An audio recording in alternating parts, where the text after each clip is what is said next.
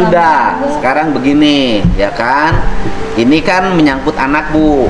Dan kemudian mulai besok ibu dibawa ke rumah sakit Hasan Sadikin dengan anaknya. Ya kan? Sama Sulor. Sulor itu orang yang kepercayaan saya ngurusin orang sakit. Ya. Itu ibu nggak usah lagi berpikir urusan biaya-biaya. Mobil, bensin, segala macam sudah kita tangani nanti. Yang penting ibunya mau dengan anaknya. Daek tuh. Tong iya wae kudu harus. Soalnya eta karunya. Daek tuh ibuna. Emang kunaon ieu teh kunaon? Rada hese. Rada hese, Pak. Ieu teh sakit. Sakit naon? Pokoknya harus komplikasi, ieu teh punya kencing manis. Nah, teh habis badan. Tapi alim berobat. Hese ieu teh. Kita berobat. Oh, ibuna ge gula. Gula semenjak sakit ieu ngelahirkeun ieu anu ieu. Oh, semenjak pusing pikiran jeung teh, Pak. Oh, semenjak ngelahirkeun ieu si ibuna kena gula. Jadi iya. Ibuna tong loba pikiran budakna kudu cager. Ibu tekanan batin ya? Teteh. Mau mungkin teh ieu mah. Ibu mikirin selaki. Iya. Nggak mungkin, enggak mah pasti iya, Pak. Salakina teu pulang-pulang. Lanjut abi eta teh. Oh, salakina. Bising boga kabogoh deui meureunnya. Duka banget. Ya geus, ibu teu kudu pusing, ya kan?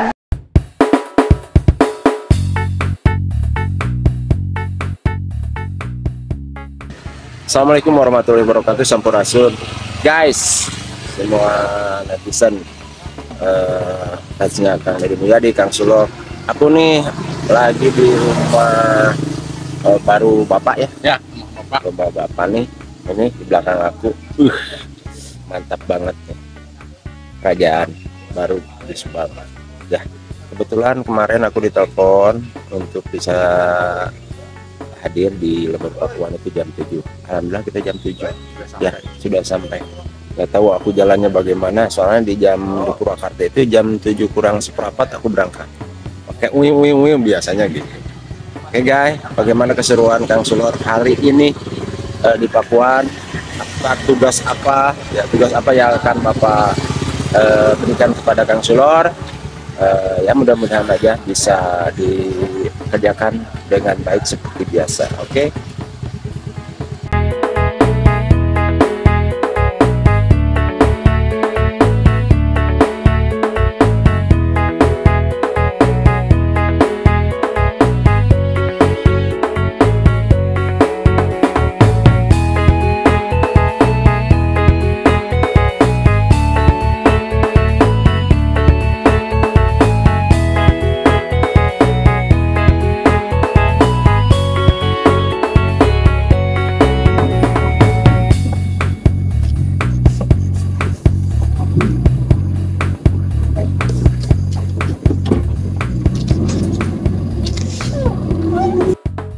Kita udah sampai di titik dimana Dede bayi berada ya.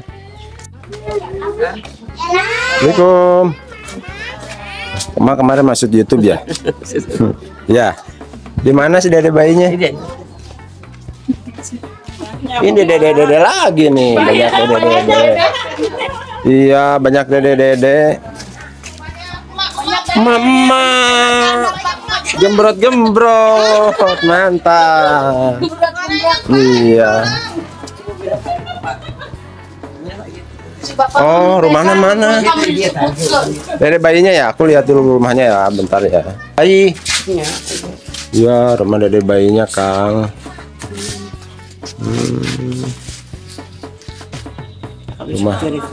Rumah tua ya, rumah tua. Tapi peninggalan ibu kan? Emak. Iya.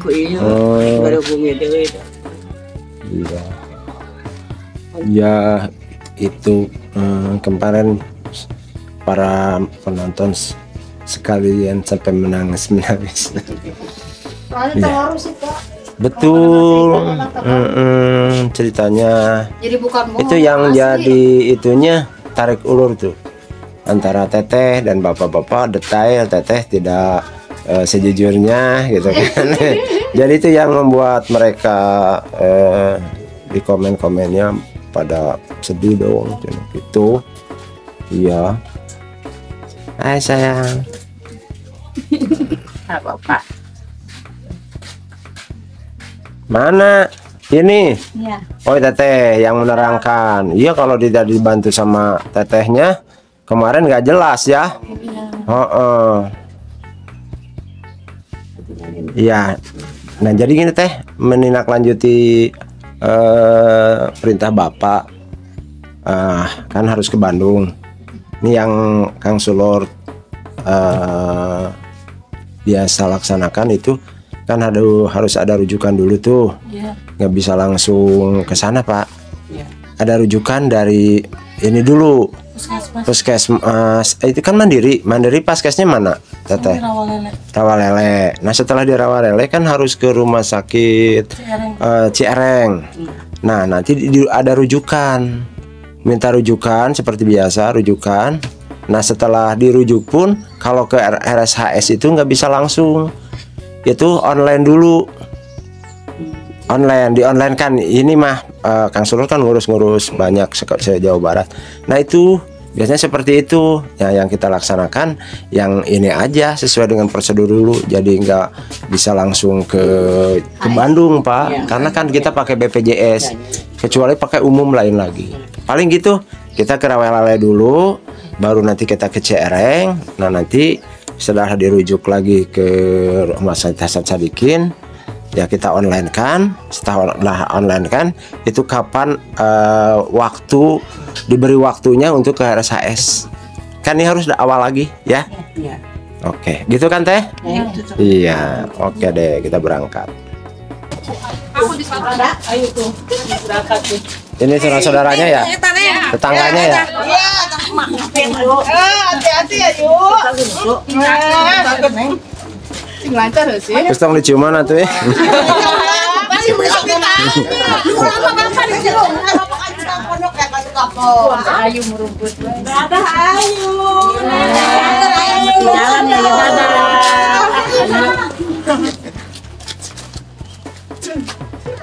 Dadah Ayu. Oh namanya Ayu. Ayu. Dari.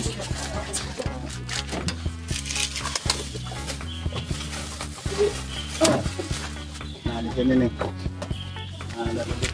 Nah, duduk itu mana? Oke guys, jadi gini prosedur untuk ke rumah sakit provinsi kota. Nah itu kalau peserta BPJS itu harus mendapatkan dulu itu ya Pak Ari ya. Siap. Rujukan dari puskesmas. Puskesmas Rawalele. Nah setelah itu baru ke poli Ke Ciareng namanya Poli Bedah. Itu teh urologi kalau nggak salah mah. Nah setelah itu, nah biasanya gini guys, jadi nggak bisa langsung ke rumah sakit Hasan Sadikin pun. Ini yang aku laksanakan itu harus melalui cara online dulu gitu. Banyak kasus-kasus saya bawa aja langsung ke sana, ternyata di sana udah penuh gitu. Nanti kita lihat aja ya guys. Itu jadi prosedur sama dengan yang di Cipongkor dulu, pasien bapak di Cipongkor Bandung Barat yang mengalami dia tidak bisa jalan, jadi tetap harus kalau peserta BPJS. Tapi kalau umum langsung bisa gitu kan. Oke, kita sudah sampai ke puskesmas.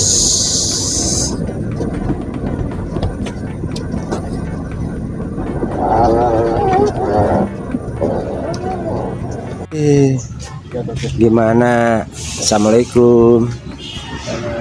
Kok diam aja? Lagi nunggu keluar. Oh iya.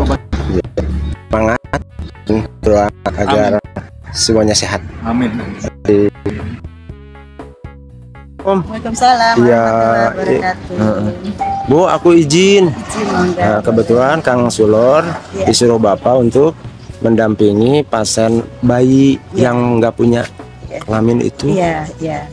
Kami sudah memeriksa dan insya Allah nanti untuk tindak lanjutnya karena harus memerlukan pemeriksaan lebih lanjut dari dokter anak. Nanti kami rujuk ke rumah sakit umum Subang. Itu maksudnya ke bedah urologi ya? Ya, nanti kita periksa dulu, kita ajukan rujukan ke dokter anak. Nanti dokter anak secara ini rujukan internal, nanti apakah ke urologi anak. Oh iya. Jadi ke dokter anak dulu kita rujuk. Sesuai dengan prosedur ya? Sesuai prosedur, berjenjang. Nah ini yang harus kan nggak bisa nih Bu ya? Iya. Langsung Hasan Sadikin, kecuali umum ya? Iya, kalau peserta BPJS mah harus melalui Paskes pertama. Paskes pertama di puskesmas, paskes selanjutannya ke RSUD Subang. Nanti RSUD Subang akan memeriksa. Kalau alhamdulillah mereka bisa menangani, akan ditangani. Tapi kalau fasilitas segala macamnya tidak memadai, biasanya langsung dirujuk ke Bandung terdekat. Nah itu guys, aku udah bilang beberapa kali karena aku bukan 1 kali 2 kali ngurus pasien bapak ke Hasan Sadikin, rumah sakit di Provinsi Jawa Barat. Ini kayak kebanyakan, langsung aja. Ternyata saya sudah dapat rujukan dari RSUD juga Bu, itu online. Menunggu. Oh iya, data tunggu ya. Mungkin di sananya rame kali. Jadi kadang-kadang 1 bulan saya juga. Tapi sih mengerti mereka. Prosedurnya. Itu apa mau disampaikan kepada Bapak Gubernur sekalian nih? Iya, gimana nih dengan kesehatan di Kabupaten Subang nih Bu? Insya Allah, alhamdulillah kesehatan di Kabupaten Subang alhamdulillah sehat-sehat Pak ya semuanya, masyarakat ya, khususnya yang datang ke Kecamatan Dawan. Kami sekarang sudah namanya Puskesmas ILP. Puskesmas ILP itu terintegrasi layanan primer. Jadi nanti posyandu pun sudah ILP. Jadi itu yang datang ke posyandu itu kita bukan hanya bayi balita, dulu bayi balita. Sekarang mah semua usia produktif, lansia itu semua kita layani. Jadi kalau mereka ada sakit apapun yang kelihatannya memerlukan rujukan ini sudah bisa langsung ya, jadi lebih mendekati ke masyarakat dengan pelayanan di posyandu itu. Nah setelah itu nanti mereka kalau melihat harus dikunjungi rumah, nanti petugas kami datang kunjungan rumah. Jadi insya Allah untuk kesehatan khususnya di Kecamatan Dawan kita sudah terintegrasi, kader-kader sudah ikut membantu kita. Amin.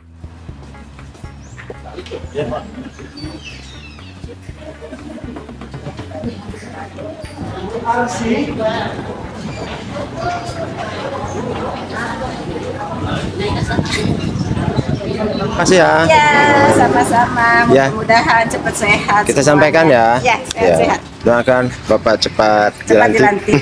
Sehat. Terima kasih. Semangat Bapak. Ayo.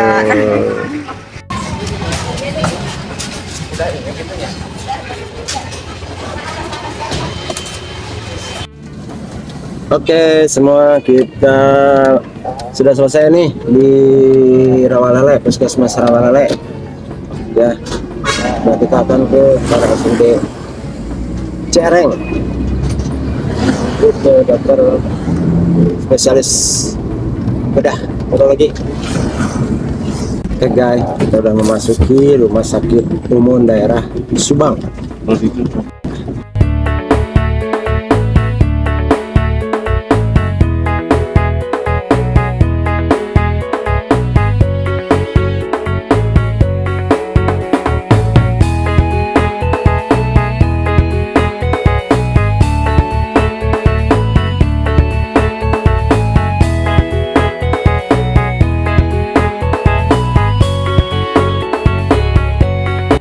Inilah RSUD Subang itu ya satu-satunya rumah sakit milik pemerintah. Ya. Kami harapan masyarakat Kabupaten Subang, sehingga mau tidak mau kami harus tetap konsisten dan tetap memberikan pelayanan yang terbaik. Ya. Katanya penuh ya Pak rumah sakit? Untuk di UGD ya 1 bulan terakhir ini memang betul penuh. karena pasien sampai kami retensi 80 sampai 90-an pasien ada di IGD. Itu saya mau tanya, apa sih penyebab banyaknya pasien-pasien masuk rumah sakit itu, Pak? Itu harusnya ke pelayanan medik, Oh, gitu. Pak. Karena secara beliau yang pelayanan medik yang bisa menjelaskannya.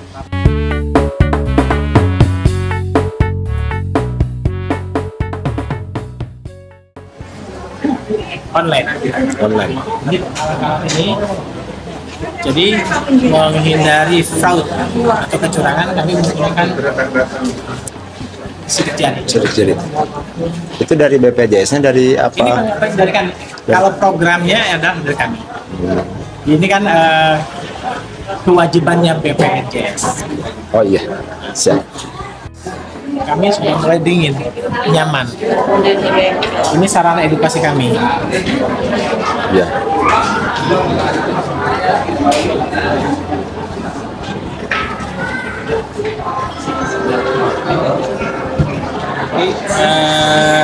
Bisa dengan dokter Jovan sebagai kepala bidang pelayanan medik.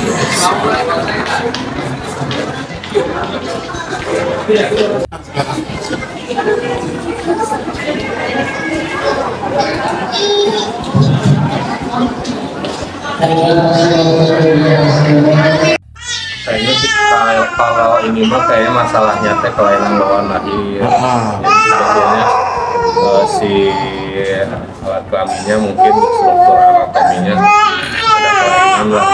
Jadi emang kalau di sini ya mungkin terbatas alatnya, ahlinya, jadi emang harus kayak RSAE. Nanti kerujuknya ke poli bedah anak. Iya benar.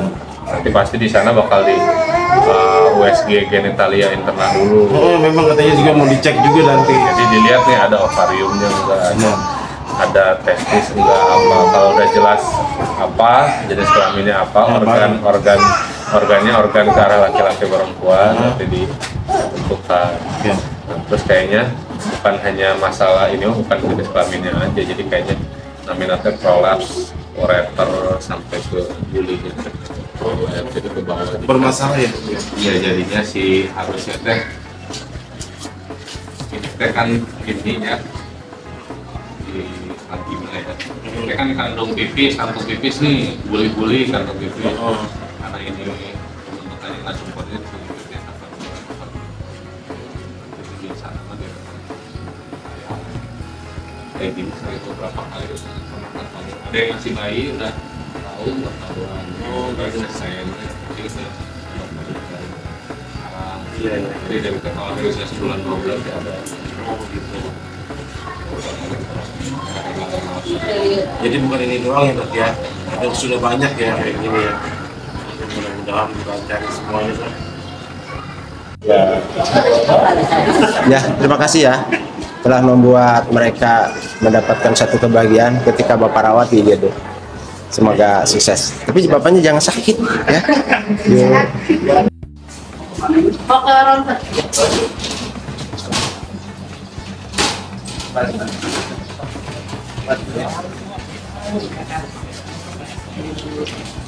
Yang ngarahin.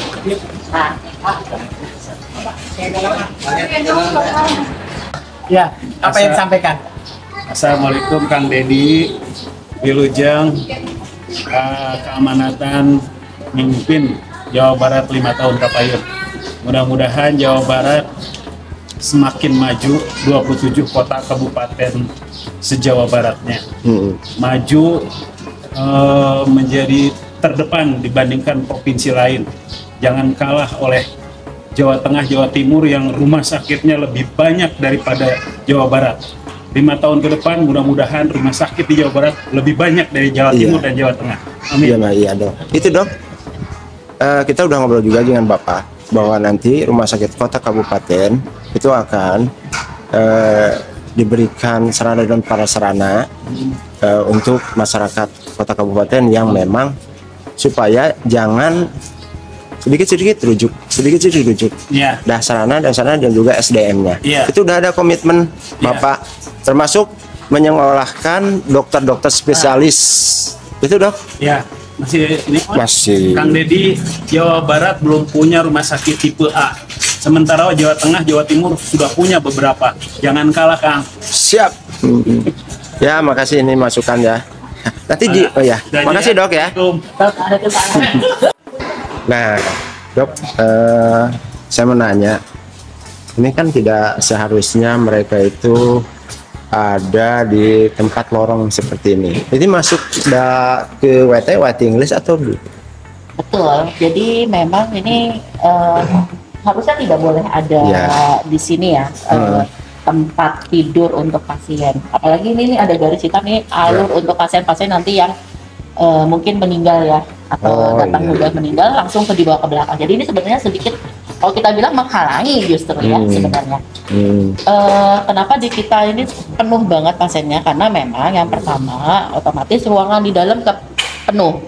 Kapasitas kita itu 250 pasien. Sebelumnya pada saat Juli tahun 2024 kita kapasitasnya 361. Hanya dengan adanya aturan ya peraturan dari BPJS bahwa tempat tidur itu kapasitas tempat tidur maka 10%-nya adalah ICU. Terus terang kapasitas ICU kita saat itu belum memenuhi dengan tempat tidur. Kalau kita 361 maka kapasitas ICU kita harusnya minimal 36. Tapi kita belum ada.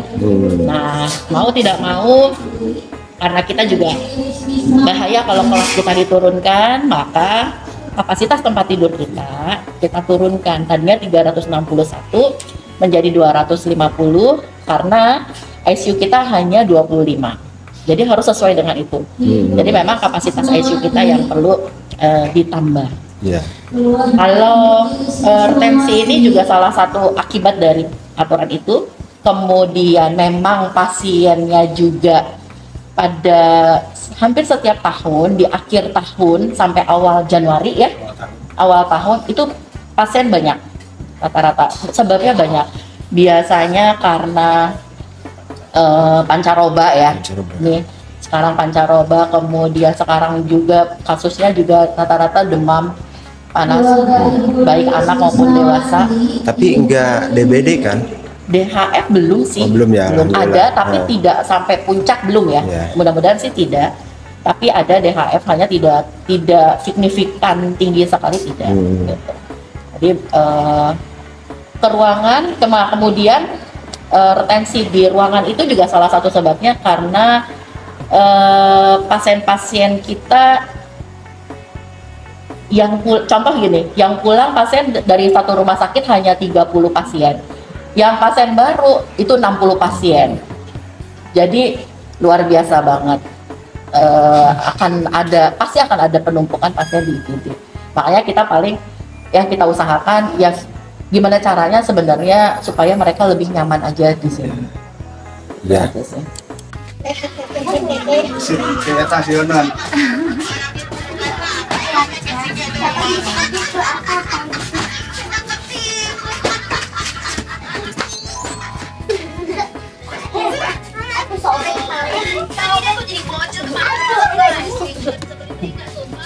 Ayo.